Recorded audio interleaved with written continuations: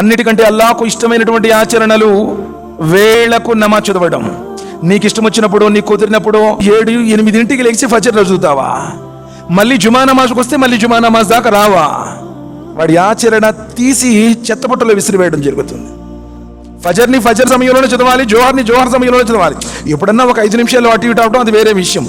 కానీ రోజులు వారాలు ఫజర్ నమాజులేం చదవటం లేదంటే మునాఫిక్. గుర్తుపెట్టుకోండి, జమాతో చదివేవాడికి 27 రెట్లు పుణ్యం అన్నారే.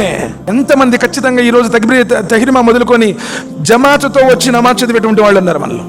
ఫజర్ నమాజ్ యొక్క 2 రకాతుల సున్నతు ప్రపంచంలో ఉన్నటువంటి ధన సంపదలు మొత్తం కూడా ఒక తరాజులో పెట్టి, ఈ 2 రకాతుల సున్నతిని మరో తరాజులో పెడితే ఈ 2 రకాతుల సున్నతు ముందు ప్రపంచంలో ఉన్నటువంటి ఐశ్వర్యం అంతా తేలిపోతుంది అన్నారు.